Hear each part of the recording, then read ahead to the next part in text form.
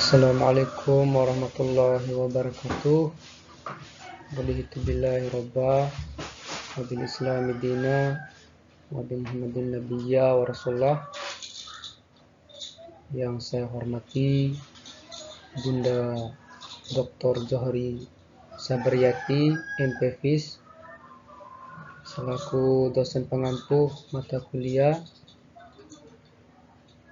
pengembangan peserta didik. Pertama-tama, puji syukur atas kehadirat Allah Subhanahu wa Ta'ala yang Maha Pengasih lagi Maha Penyayang.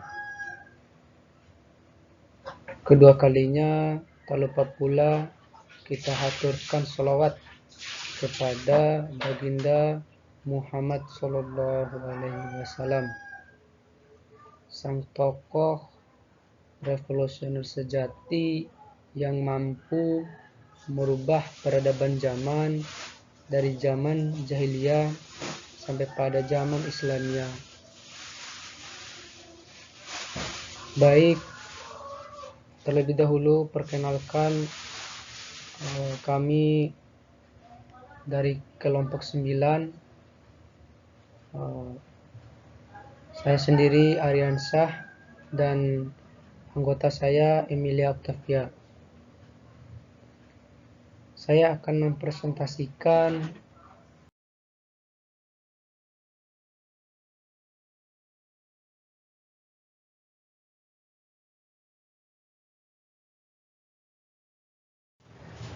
adapun judul yang kami ambil, pengembangan kognitif, sosial, dan moral. Perkembangan manusia mencakup 3 aspek utama. Yang pertama kognitif, kedua sosial, ketiga moral. Dan aspek utama ini memiliki korelasi yang sama dalam kepribadian dan kemampuan individu untuk beradaptasi di lingkungan, baik di lingkungan sekitarnya. Pemahaman tentang perkembangan anak menjadi dasar penting bagi seorang pendidik. Perlu diketahui dalam bagaimana seorang pendidik itu untuk memberikan pendidikan untuk siswa. Ya, selain pada faktor yang berpengaruh, gitu, faktor lingkungan, keluarga, sekolah, itu sangat berpengaruh terhadap optimalisasi dalam perkembangan anak di era modern ini. Tentunya di sanalah yang kemudian harus kita perhatikan sebagai seorang pendidik. Tentu tadi ada 3 perkembangan kognitif. Yang pertama, kedua perkembangan sosial, dan ketiga perkembangan moral.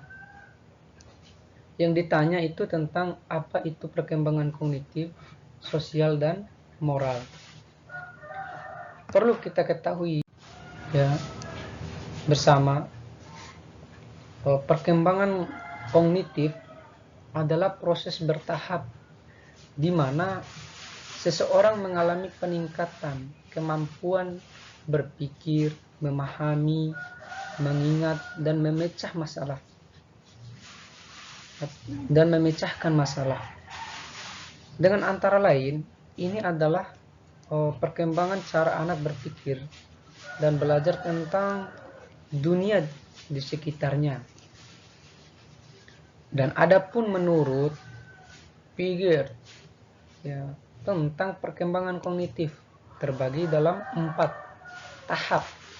Yang pertama sensori motor, kedua praoperasional, ketiga operasional konkret, dan yang keempat itu operasional formal. Dan juga Vygotsky ya menekankan pentingnya interaksi sosial melalui konsep zona perkembangan ya proksimal, ya, di mana anak dapat belajar ya, lebih efektif dengan bantuan orang dewasa. Ya, proses berpikir anak itu tentu akan berkembang optimal ketika didukung dengan bimbingan yang secara efektif ya, dan memberikan motivasi dan lingkungan belajar yang stimulus yang bisa membantu dalam proses perkembangan kognitifnya. Kemudian ada perkembangan sosial. Perkembangan sosial adalah proses di mana seseorang belajar berinteraksi dengan orang lain, ya, memahami peran sosial dan menyesuaikan ya, diri dengan norma yang berlaku dalam masyarakat. Ini membentuk kemampuan bekerja sama, berempati, dan menghargai orang lain. Menurut Erikson, setiap tahap usia memiliki krisis psikososial tertentu yang harus diselesaikan agar anak tumbuh sehat secara emosional dan sosial. Lingkungan keluarga, sekolah, dan tempat itu sangat bagaimana untuk diperhatikan bagi seorang pendidik ya. Ini memiliki berpengaruh besar terhadap proses bagi seseorang itu sendiri. Interaksi sosial yang positif dapat meningkatkan kemampuan anak dalam bekerja sama, berempati, serta menghargai perbedaan antara individu. Nah, kemudian ada perkembangan moral. Perkembangan moral adalah proses pembentuk nilai sikap dan perilaku berdasarkan pemahaman tentang benar dan salah. Dalam perkembangan ini menentukan bagaimana seseorang membuat keputusan ya moral dan bertindak secara etis. Ya, itu perlu adanya proses pembentukan nilai, yaitu sikap. Ya.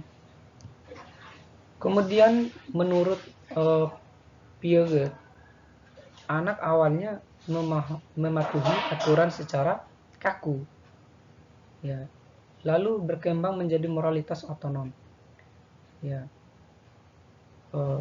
di mana ia mulai memahami niat dan keadilan.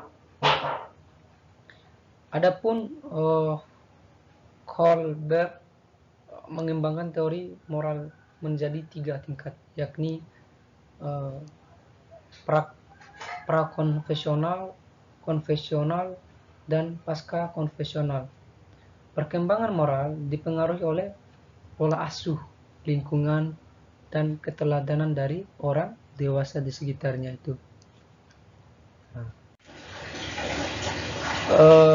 Adapun tahap-tahap perkembangan pada masing-masing aspek kognitif, sosial, moral. Kognitif ada 4 tahap, ada sensori motor, praoperasional, operasional konkret, dan operasional formal. Di beberapa tahap ini tentunya bagi seorang anak perlu diberikan semaksimal mungkin bagaimana dalam tahap untuk meningkatkan kemampuan kognitifnya. Ada sosial melalui tahap juga, ada psikososial Erikson dari kepercayaan hingga kejujuran, integritas diri, ya, ada moral melalui 3 tingkatan. Ada perkembangan moral, Kolbe, yaitu pra-konfesional dan konvensional, pasca konfesional. Kemudian keterkaitan perkembangan. Ketiga aspek tentunya ada perkembangan saling berhubungan erat dan berkontribusi terhadap pembentukan kepribadian secara menyeluruh. Perkembangan kognitif mempengaruhi pemahaman terhadap norma sosial dan nilai moral. Perkembangan sosial memberikan pengalaman konkret dalam penerapan nilai moral melalui interaksi sehari-hari. Kemudian sementara perkembangan moral merupakan hasil sintesis antara pemikiran logis, kognitif, dan pengalaman sosial yang mendalam. Itu keterkaitan dari perkembangan.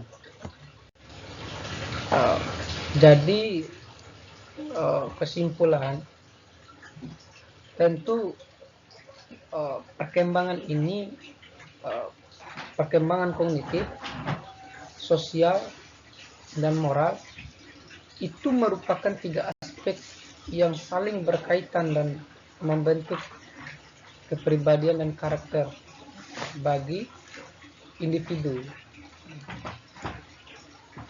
Kognitif membangun kemampuan berpikir dan memahami dunia di sekitar.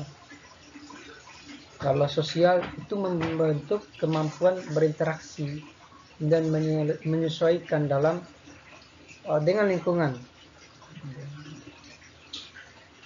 Nah, kemudian untuk moral itu menuntun individu dalam memahami dan menerapkan nilai dan sesuatu yang salah itu pada dirinya maupun orang lain, sehingga dia mengetahui sebagai orang yang sudah memiliki pengetahuan lebih awal. Ini akan mendukung bagaimana dari beberapa